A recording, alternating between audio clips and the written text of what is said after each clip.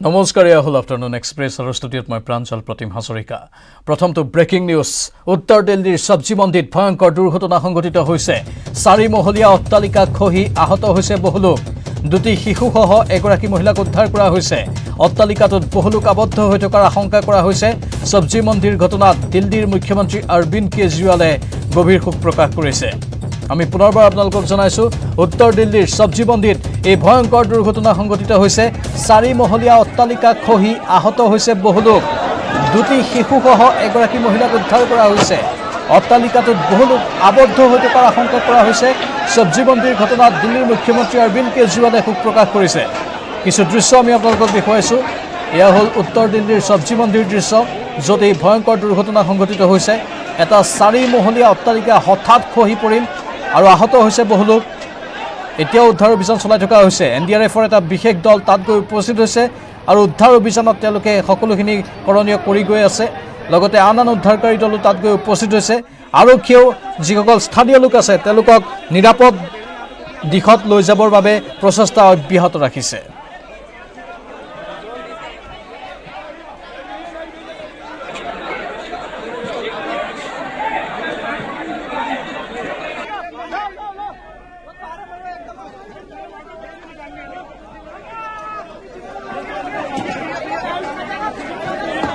এক ভয়ংকৰ আৰু ডাঙৰ খবৰ হঠাৎ এটা 4 মহলীয়া অট্টালিকা খহি পৰিল দেশৰ ৰাজধানী দিল্লীত এই ঘটনা সংঘটিত হৈছে সবজি মন্দিৰ নামৰ এই অঞ্চলটোত এই অট্টালিকাটো আছিল আৰু তাতেই এই ঘটনাটো সংঘটিত হ'ল হঠাৎ খহি পৰিল 4 মহলীয়া অট্টালিকাটো বহু লোক আহত হোৱাৰ আশংকা কৰা হৈছে এতিয়াও এই অট্টালিকাৰ ধ্বংসস্তূপৰ মাজত বহু লোক আবদ্ধ হৈ থকাৰ আশংকা কৰা হৈছে ইতিমধ্যে শিশু আৰু মহিলাক তাৰ পৰা উদ্ধাৰ কৰা হৈছে কিন্তু বহু লোক এতিয়াও সন্ধানহীন অৱস্থাত আছে হাহাকাৰ লাগিছে সবজি মন্দিৰ এই অঞ্চলটোত এনডিআৰএফৰ দল তাত উপস্থিত হৈ উদ্ধাৰ অভিযান চলাই আছে আৰক্ষীয়ে সকলো লোককে তাৰ পৰা স্থানান্তৰ কৰাৰ প্ৰচেষ্টা চলাই আছে নিৰাপদে যাতে সকলো থাকে তাৰ ওপৰত দৃষ্টি ৰখা হৈছে কিন্তু স্থানীয় লোকসকলে হাহাকাৰ কৰিছে তেওঁলোকৰ চিনাকি তেওঁলোকৰ পৰিয়ালৰ সদস্য এই ধ্বংসস্তূপৰ মাজত আবদ্ধ হৈ থকা বুলি তেওঁলোকে দাবী কৰিছে আৰু তাৎক্ষণিকভাৱে এম্বুলেন্সৰ সহায়ত যিসকল আহত তেওঁলোকক চিকিৎসালয়লৈ লৈ যোৱা হৈছে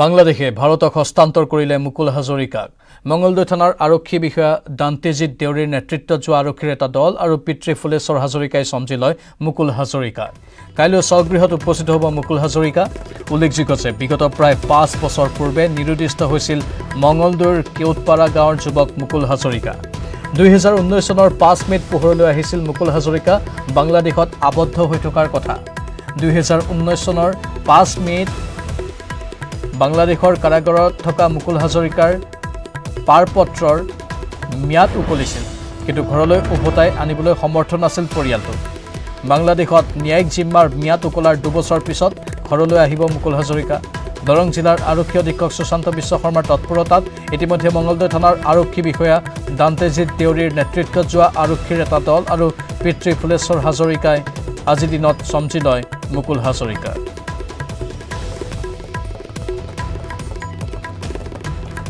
অধিক জনাব আমাৰ সাংবাদিক নৱজ্যোতি মহন্তই নৱজ্যোতি দীৰ্ঘদিনৰ বিৰতিৰ মূৰত পিতা পুত্ৰৰ মিলন হ'ব মুকুল হাজৰিকা অৱশেষত ভাৰতলৈ উভতি আহিছে অসমত ভৰি থৈছে আৰু কি খবৰ আছে আপোনাৰ লগত হয় নিশ্চয়কৈ ভাল খবৰ বুলি ক'ব বিগত 5 তেওঁৰ পত্নী মাতৃয়ে এই পুত্ৰৰ মুখ দেখা নাছিলে মাতৃ পুত্ৰৰ মুখ নেদেখি কান্দি আছিলে দৈনিক কেতিয়া আহিব সেই আশাত বন্দী হৈ আছিলে কিন্তু এই কথা পোহৰলৈ আহিছিলে যে বাংলাদেশত যে আছে এই কথা পোহৰলৈ আহিছিলে 2019 চনত আৰু 2019 চনৰ 5 মে তাৰিখে এখন পত্ৰ আহিছিলে তেওঁলোকৰ ঘৰলৈকে আৰু তাৰপিছতে সেই পত্ৰ অনুযায়ী গম পোৱা গৈছিলে যে বাংলাদেশত আবদ্ধ হৈ আছে আৰু সেই 5 তাৰিখে তেওঁ যি জেলত কাৰাবন্দী হৈ আছিল এই কাৰাবন্দীৰ বন্দীত্বৰ জীৱন যি মুখ শেষ হৈছিলে ম্যাদ উকলিছিলে তাৰপিছত ম্যাদী গলাৰ পিছতে কিন্তু চৰকাৰক সেই সময়ত যথেষ্ট তেওঁলোকে কাউটি মিনতি কৰিছিলে যে উদ্ধাৰ কৰি আনক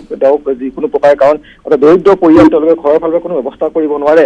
আৰু তাৰপিছত কিন্তু চৰকাৰ প্ৰশাসনৰ ফালৰ পৰা বিশেষ পদক্ষেপ কিন্তু লোৱা নহ'ল।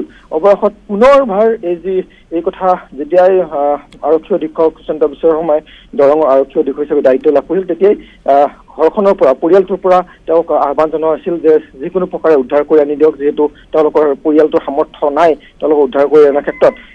তৎপৰতাৰে কাম আগবঢ়াইছিল আৰক্ষী অধীক্ষক মহোদয়ে, আৰু তেওঁৰ তৎপৰতাত এতিয়া ইতিমধ্যে ত্ৰিপুৰাত যি বাংলাদেশ ভাৰত যি সীমান্তত BSF-এ অসমৰ আৰক্ষী, অৰ্থাৎ যিহেতু মঙলদৈৰ পৰা এগৰাকী আৰক্ষী বিষয়া দান্তেজিৎ দেউৰী গৈছে, লগতে যি মুকুল হাজৰিকাৰ পিতৃ গৈছে, এই মুকুল হাজৰিকাৰ পিতৃ আৰু দান্তেজিৎ দেউৰীক ইতিমধ্যে চমজাইছে। ৰাতিপুৱা প্ৰায় 10:30 বজাত তেওঁক চমজি লৈছে, আৰু চমজি লৈ ইতিমধ্যে তেওঁ ঘৰমুৱা হৈছে, যাত্ৰা কৰি আছে ঘৰলৈকে। এটা ভাল খবৰ, আনন্দত আছে পৰিয়ালটো, কাৰণ 5 বছৰ ধৰি দেখা নাই।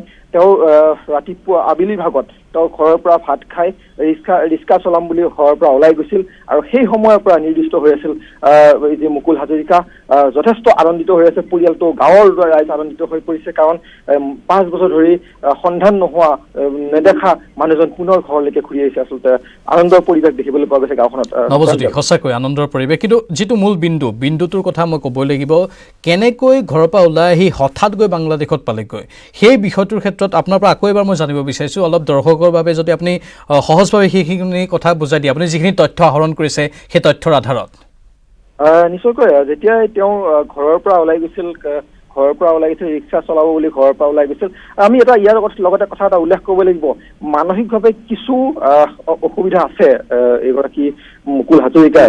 সেই কাৰণ হ'ব পাৰে, বা কিবা কাৰণত তেওঁ বাহিৰলৈকে কিবা কাম বিচাৰি যাবও পাৰে, কিন্তু সেই কথা এতিয়ালৈকে প্ৰকাশ কৰা নাই।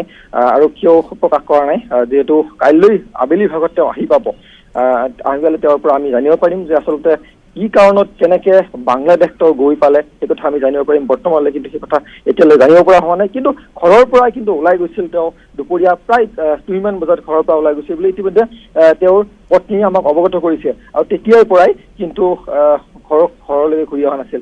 অথচ যথেষ্ট দৰিদ্ৰ পৰিয়াল, যথেষ্ট কষ্ট কৰি 3টি সন্তানৰ মাতৃয়ে ঘৰখন চলাই আছিল, এনেধৰণে তাৰমানে যথেষ্ট কষ্ট কৰি চলাই আছিল। কিন্তু কি ধৰণে গৈ পালে বাংলাদেশ, সেই কথা কিন্তু তেওঁ অহাৰ পিছতহে আমি ভালদৰে জানিব পাৰিম। নিশ্চয় নৱজ্যোতি, আমি আপোনাৰ সৈতে যোগাযোগত থাকিম। এই বিষয়টো অত্যন্ত গুৰুত্বপূৰ্ণ, কাৰণ হঠাৎ অসমৰ মঙলদৈৰ এজন যুৱক বাংলাদেশ গৈ পালেগৈ, আৰু 5 বছৰ পাছত তেওঁৰ পুনৰ ঘৰলৈ উভতি আহিছে। এক বিশেষ ক্ষণ এয়া, কিন্তু সমগ্ৰ বিষয়টোক লৈ ৰহস্যৰো উদ্ভৱ হৈছে। আমি অধিক তথ্য এই সন্দৰ্ভত সম্প্ৰচাৰ কৰি থাকিম।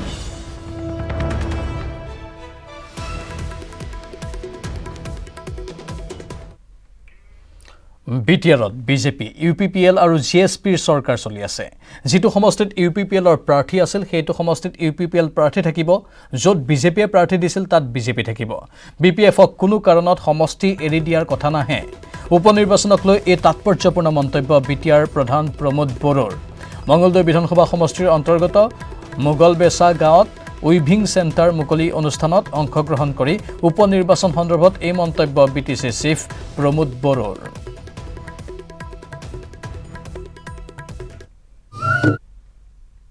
ইলেকশ্যনৰ নিচিনা ইমান কঠিন নহয়, সেইকাৰণে জাষ্ট এইটো এটা ফৰ্মেলিটিছ। এতিয়া UPPL, BJP আৰু GSPৰ ইয়াত চৰকাৰ চলি আছে, আমি সকলো একেলগে আমি কাম কৰি আছোঁ। গতিকে বাই ইলেকশ্যনত আমাৰ য'ত কেণ্ডিডেট দিয়া হ'ব, চব কেণ্ডিডেটে বিজয় হ'ব। আমাৰ পৰা কেণ্ডিডেট দিম, য'ত আমি আছিলোঁ, আমি খেলিছিলোঁ, তাত আমাৰ কেণ্ডিডেট থাকিব। ক'ৰবাত BJP আছিল, তাত BJPৰ কেণ্ডিডেট থাকিব। কেনে আছে কাজিৰঙাৰ বানত উদ্ধাৰ হোৱা কৃষ্ণ? জন্মৰ 10 দিন পিছতেই মাতৃৰ পৰা বিচ্ছিন্ন হোৱা কৃষ্ণ এতিয়া লালিত পালিত কাজিৰঙা বন্যপ্ৰাণী উদ্ধাৰ আৰু পুনঃ সংস্থাপন কেন্দ্ৰত। কৃষ্ণ হৈছে বিগত বানত কাজিৰঙা ৰাষ্ট্ৰীয় উদ্যানত উদ্ধাৰ হোৱা এটা কণমানি গড় পোৱালি। উদ্ধাৰ কৰাৰ 10 দিন পাছত এতিয়া মাতৃ স্নেহ দিয়াৰ চেষ্টা অব্যাহত ৰাখিছে বন্যপ্ৰাণী উদ্ধাৰ আৰু পুনঃ সংস্থাপন কেন্দ্ৰই। চিকিৎসা আৰু পৰিচৰ্যাৰ মাজত সুস্থ হৈ উঠিছে 20 দিনীয়া এই গড় পোৱালিটো। শেহতীয়া বানত আগষ্ট মাহত কৃষ্ণৰ জন্মাষ্টমীৰ দিনা কাজিৰঙা ৰাষ্ট্ৰীয় উদ্যানৰ কোহৰা বনাঞ্চলৰ মিহিমুখৰ এটা হাইলেণ্ডত উদ্ধাৰ হৈছিল মাতৃৰ পৰা বিচ্ছিন্ন হৈ পৰা এই গড় পোৱালিটো। জন্মাষ্টমীৰ দিনা উদ্ধাৰ হোৱাৰ বাবে চিনাক্তকৰণত সুবিধা হোৱাকৈ পোৱালিটোৰ নাম কৃষ্ণ ৰাখিলে বন্যপ্ৰাণী উদ্ধাৰ আৰু পুনঃ সংস্থাপন কেন্দ্ৰই। কেন্দ্ৰটোৰ চিকিৎসা কৰ্মীৰ পৰিচৰ্যা তথা চেনেহৰ মাজত নতুন জীৱন আৰম্ভ কৰিছে এই গড় পোৱালিটোৱে। জন্মৰ 10 দিন পাছতে মাতৃৰ পৰা বিচ্ছিন্ন হোৱা গড় পোৱালিটোক উদ্ধাৰৰ 24 ঘণ্টাৰ ভিতৰত মাকক বিচাৰি পালে উভতাই পঠাব পৰা গ'ল হয় বুলি মন্তব্য কৰে কেন্দ্ৰটোৰ চিকিৎসক শামছুল আলীয়ে। এতিয়া উদ্ধাৰৰ 10 দিন অতিক্ৰম কৰিলে, যাৰ বাবে মাকৰ মৰম স্নেহৰ পৰা বঞ্চিত হৈ কেন্দ্ৰটোতে ডাঙৰ দীঘল হ'ব লাগিব এই গড় পোৱালিটো। উল্লেখযোগ্য যে বিগত বৰ্ষৰ বানত মাতৃৰ পৰা বিচ্ছিন্ন হোৱা আন 4টা গড় পোৱালি এতিয়াও প্ৰতিপালিত হৈ আছে কাজিৰঙাৰ পানবাৰীস্থিত বন্যপ্ৰাণী উদ্ধাৰ আৰু পুনৰ সংস্থাপন কেন্দ্ৰত। 10 দিনীয়া এটা পোৱালি আমি পাইছিলোঁ। সেই পোৱালিটো মিহি গেটৰ মিহি যোনটো হাইলেণ্ড তাৰ পৰা পাইছিলোঁ। আজি 10 দিন হ'ল, তাৰমানে তাৰ বয়স 20 দিনমান হৈছে এতিয়া। আৰু সেই পোৱালিটো এতিয়ালৈকে ষ্টেবল আছে আৰু এমাহৰ পিছত টোটেলি আমি ক'ব পাৰোঁ যে কেনেকুৱা অৱস্থাত আছে। গাখীৰ ভালকৈ খাই আছে, টাইমত শুৱে। যোনটো ফষ্টাৰ মাদাৰ তাৰ লগত ভালকৈ ইণ্টাৰেকশ্যন কৰি আছে, মানে যোন মানুহে তাক গড়টোক চায় তাৰ লগত ইণ্টাৰেকশ্যন ভালকৈ কৰি আছে। খোজ কঢ়াও, আমি এক্সাৰচাইজ কেইটামান কৰাওঁ সিহঁতক, সেইটো কৰি আছে। আৰু বাতৰিখিনিতে সময় হৈছে চমু বাণিজ্যিক বিৰতিৰ। পুনৰ স্বাগতম বাতৰি মাছলৈ। কৰিমগঞ্জত টেট উত্তীৰ্ণ প্ৰাৰ্থীৰ উত্তাল প্ৰতিবাদ। নিযুক্তিৰ দাবীত প্ৰাৰ্থীসকলে হাতত প্লেকাৰ্ড লৈ প্ৰতিবাদ সাব্যস্ত কৰে। কৰিমগঞ্জ জিলা উপায়ুক্ত কাৰ্যালয়ৰ চৌহদত 2019 চনত উত্তীৰ্ণ কৰা প্ৰাৰ্থীসকলে প্ৰতিবাদ সাব্যস্ত কৰে। শীঘ্ৰে নিযুক্তি দিবলৈ মুখ্যমন্ত্ৰী আৰু শিক্ষামন্ত্ৰীক আহ্বান জনাইছে টেট উত্তীৰ্ণ প্ৰাৰ্থীসকলে। নুমলীগড় NRLৰ মুখ্য দ্বাৰত সদৌ অসম অনুসূচিত জাতি ছাত্ৰ সন্থাৰ গোলাঘাট জিলা সমিতিৰ উত্তাল প্ৰতিবাদ। NRLত অনুসূচিত জাতিৰ প্ৰমাণ পত্ৰৰ জালিয়াতি তথ্য ফাদিল সংগঠনটোৰ। NRLৰ একাংশ বিষয়া কৰ্মচাৰীয়ে ভুৱা অনুসূচিত জাতিৰ প্ৰমাণ পত্ৰ লৈ কৰ্মৰত হৈ থকাৰ অভিযোগ আনি এই প্ৰতিবাদ সাব্যস্ত কৰে। প্ৰায় 15 জনতকৈ অধিক লোকে ভুৱা প্ৰমাণ পত্ৰ দি কৰ্মৰত হৈ থকাৰ অভিযোগ সংগঠনটোৰ। অতি শীঘ্ৰে NRL কৰ্তৃপক্ষই এইসকল ব্যক্তিৰ ওপৰত ব্যৱস্থা গ্ৰহণ কৰি চাকৰিৰ পৰা বৰ্খাস্ত কৰাৰ দাবী জনাইছে সংগঠনটোৱে। তিতাবৰত কুঁৱাত পৰি মৃত্যু এটা নাহৰ ফুটুকীৰ। তিতাবৰৰ ভাগ্যলক্ষ্মী গাঁৱৰ এটা পৰিয়ালৰ বাসগৃহৰ চৌহদত থকা কুঁৱাত পৰি মৃত্যু ঘটিছে নাহৰ ফুটুকীটোৰ। নিশা খাদ্যৰ সন্ধানত জনাঞ্চললৈ ওলাই আহি নাহৰ ফুটুকীটো কুঁৱাত পৰে বুলি অনুমান কৰা হৈছে। কুঁৱাৰ গৰাকীয়ে পোৱা নাহৰ ফুটুকীটো কুঁৱাত প্ৰত্যক্ষ কৰি বন বিভাগৰ লোকক খবৰ দিয়ে। পাছত বন বিভাগৰ লোকে কুঁৱাৰ পৰা নাহৰ ফুটুকীটোৰ মৃতদেহ উদ্ধাৰ কৰে।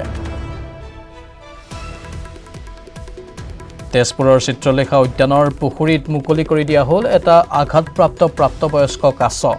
এসপ্তাহ পূৰ্বে তেজপুৰৰ ৰাজপথত মুখত বৰশীসহ প্ৰাপ্তবয়স্ক কাছটোক উদ্ধাৰ কৰিছিল সৰ্পবান্ধৱ তথা প্ৰকৃতিপ্ৰেমী সৌৰভ বৰকটকীয়ে। পিছত কাছটোক লৈ যোৱা হয় তেজপুৰ পশু চিকিৎসালয়লৈ, কিন্তু চিকিৎসকে পৰীক্ষা কৰি দেখে যে কাছটোৰ পেট আৰু বুকুৰ ভিতৰৰ অংশত আঘাত কৰিছে বৰশীটোৱে। লগে লগে কাজিৰঙাস্থিত বন্যপ্ৰাণী উদ্ধাৰ আৰু পুনঃ সংস্থাপন কেন্দ্ৰলৈ লৈ যোৱা হয় কাছটোক।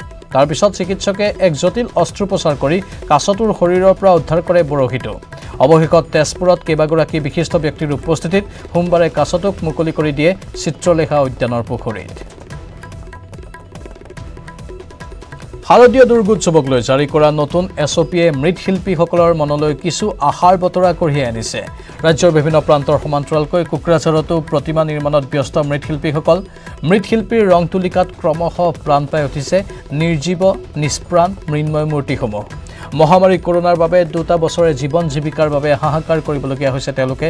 এক প্ৰকাৰ নিজৰ জীৱিকা আৰু বৃত্তিক অনিশ্চিত ভৱিষ্যতত জীয়াই ৰাখিছিল মৃৎশিল্পীসকল।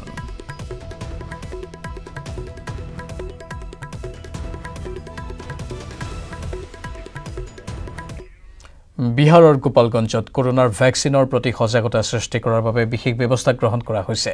ইয়াৰ এটা কেন্দ্ৰত টিকা গ্ৰহণ কৰাৰ পিছত গোলাপ উপহাৰ দিয়ে টিকা গ্ৰহণকাৰীক, কিয়নো টিকা গ্ৰহণকাৰীয়ে উৎসাহিত হোৱাৰ লগতে আনকো টিকা লোৱাৰ বাবে সজাগতাৰ সৃষ্টি কৰে।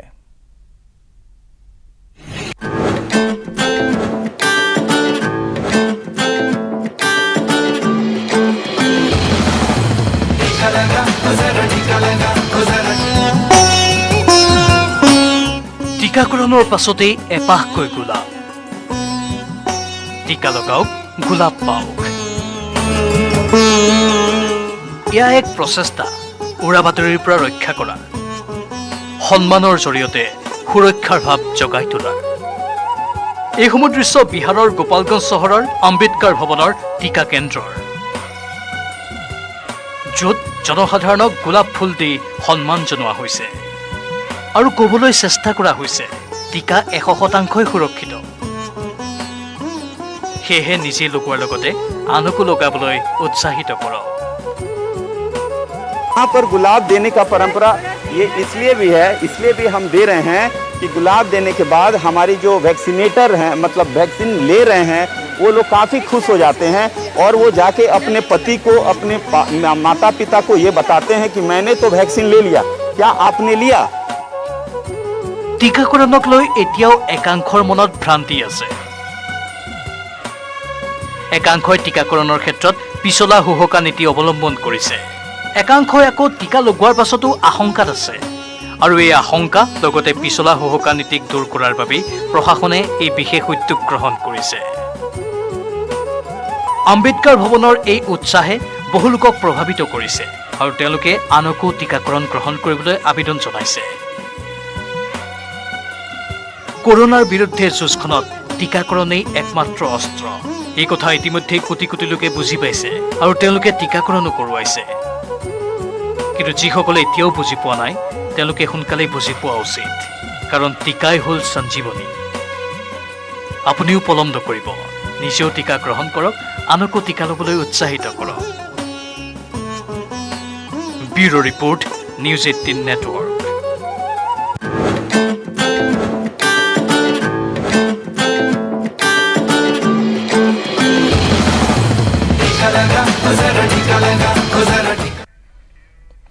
একালত ঢোল খোল নেগেৰাকে ধৰি বিভিন্ন লোকবাদ্য বজাই চমক সৃষ্টি কৰা শিৱসাগৰৰ পাতৰ চেতিয়া গাঁৱৰ নিবাসী শিল্পী সুনীল গগৈ বৰ্তমান ৰোগাক্ৰান্ত হৈ শয্যাশায়ী। দুয়োটা চকু অন্ধ হৈ পৰাত বৰ্তমান বিচনাতেই দিন পাৰ কৰা লোকশিল্পীগৰাকীৰ বিষয়ে নিউজ 18 অসম নৰ্থ ইষ্টত সবিস্তাৰে বাতৰি সম্প্ৰচাৰ হৈছিল। বাতৰি সম্প্ৰচাৰৰ পিছতেই শিল্পী সুনীল গগৈৰ সহায়ৰ বাবে আগবাঢ়ি আহিছে বিভিন্নজন। দুৰ্ভগীয়া পৰিয়ালটোৰ কাষত থিয় দিছে সমাজকৰ্মী প্ৰশান্ত গগৈ। শিল্পীগৰাকীৰ প্ৰাৰম্ভিক চিকিৎসাৰ বাবে আৰ্থিক সাহায্য আগবঢ়ায় সমাজকৰ্মী প্ৰশান্ত গগৈয়ে।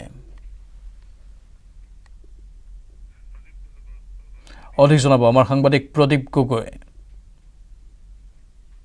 হয়, মই বৰ্তমান উপস্থিত আছোঁ শিৱসাগৰ জিলাৰ পাতৰ চেতিয়া গাঁৱত আৰু এই গাঁওখনৰ এগৰাকী প্ৰসিদ্ধ লোকশিল্পী, একালত অসমৰ চুকে কোণে লোকবাদ্য পৰিৱেশনৰ চমক সৃষ্টি কৰিছিল, নাম সুনীল গগৈ। বিগত 3 মাহ ধৰি তেওঁ দুয়োটা চকু অন্ধ আৰু শয্যা হোৱাৰ ফলত শয্যাগত হৈ আছে। তেওঁৰ এই ঘৰখনৰ সামগ্ৰিক পৰিৱেশৰ বিষয়ে, দুৰৱস্থাৰ বিষয়ে মই এই নিউজ 18 অসম নৰ্থ ইষ্টত যোৱা 26 আগষ্টত এক বাতৰি সম্প্ৰচাৰ কৰিছিলোঁ। এয়া দেখিছে, পুনৰ আজি এই বাতৰি আমি দেখুৱাইছোঁ। এয়া তেখেতৰ ঢোল এনেদৰে পৰি আছে আৰু এখন বিচনাত পৰি আছে সেইগৰাকী সুনীল গগৈ, যাৰ বিষয়ে বাতৰি সম্প্ৰচাৰ কৰাৰ পিছত আজি এই ঘৰখনত উপস্থিত হৈছেহি এগৰাকী সমাজকৰ্মী প্ৰশান্ত গগৈ। তেওঁ কিছু আৰ্থিক সাহায্য প্ৰদানৰ লগতে চিকিৎসাৰ ব্যৱস্থা কৰিব বুলি আমাৰ আগত প্ৰকাশ কৰিছে। জানিব বিচাৰিম কেনেধৰণৰ পদক্ষেপ ল'বলৈ আগবাঢ়ি আহিছে। পোনপ্ৰথমে মই আপোনালোকক ধন্যবাদ জনাওঁ। সংবাদ মাধ্যমৰ যোগেদি এই বিষয়টো মই দৃষ্টিগোচৰ হৈছিলোঁ। যি আজি শিৱসাগৰ বানমুখ পাতৰ চেতিয়া গাঁৱৰ যি এজন সুনীল গগৈ ব্যক্তি, যিজন ব্যক্তিয়ে এসময়ত লোকবাদ্য বজাই এই অঞ্চলটোত এক খলকনি সৃষ্টি কৰিছিল, লগতে সাংস্কৃতিক জগতখনলৈ বহুতখিনি অৱদান আছিল। কিন্তু এই ব্যক্তিজন জন্মৰ পৰাই এটা চকু অন্ধ আছিল, কিন্তু আজি 3 মাহমানৰ পৰা যিটো চকু ভাল হৈ আছিল সেই চকুটো সম্পূৰ্ণভাৱে নেদেখা এটা পৰ্যায়লৈ গ'লগৈ। আৰু সেই ব্যক্তিজনক সহায়ৰ কাৰণে মই পোনপ্ৰথমে আজি পৰিয়ালটোক 10,000 টকা এটা সাহায্য আগবঢ়াইছোঁ আৰু পৰিয়ালটোক কথা দিছোঁ অনাগত দিনত মই নিজৰ সীমিত শক্তিৰে যিখিনি পাৰোঁ সহায় কৰিম। বিশ্ব খনিকৰ বিশ্বকৰ্মা পূজালৈ মাজত 3টা দিন। সমগ্ৰ ৰাজ্যৰ সমান্তৰালকৈ ঢেকিয়াজুলিতো বিশ্বকৰ্মাৰ প্ৰস্তুতি চলিছে। কোভিড পৰিস্থিতিৰ বাবে পূজা অনুষ্ঠিত কৰাৰ ক্ষেত্ৰত বাধাৰ সৃষ্টি হ'ব বুলি আশংকা কৰা হৈছিল, কিন্তু শেহতীয়াকৈ চৰকাৰী নিৰ্দেশনাৰ পিছতেই মৃন্ময় শিল্পীসকলৰ মাজত আশাৰ সঞ্চাৰ হৈছে।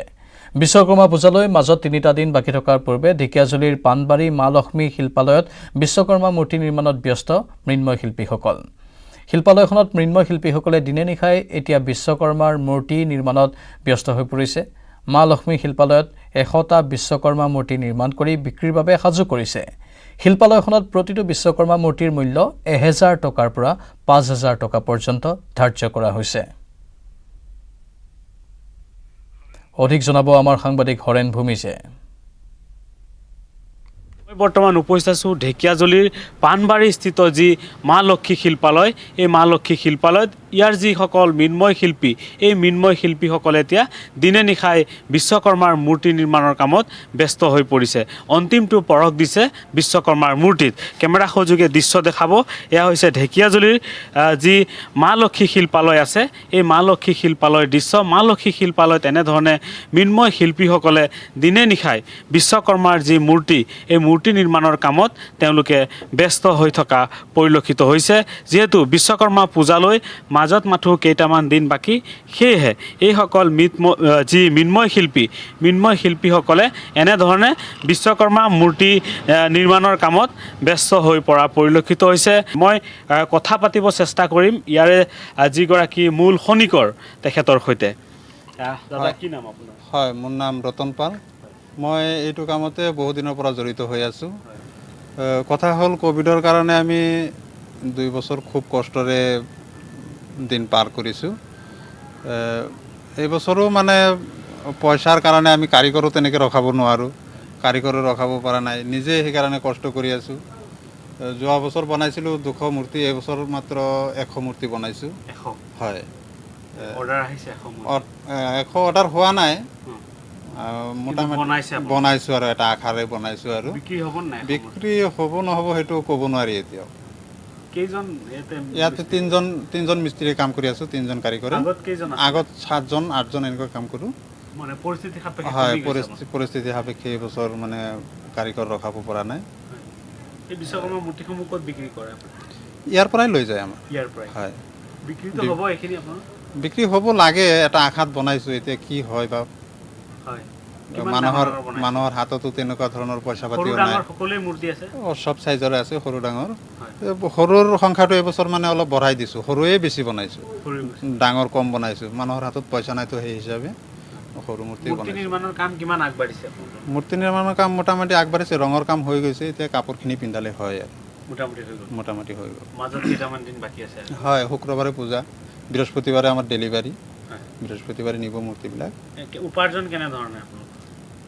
হয়, অইন বছৰটো ভালেই হয়, কিন্তু এই 2টা বছৰ ধৰি খুব উপাৰ্জন কমেই হৈ আছে, একেবাৰে নাই বুলি। আৰু ইয়াৰ লগে লগে সময় হৈছে এতিয়াৰ পৰা বিদায় লোৱাৰ। নমস্কাৰ।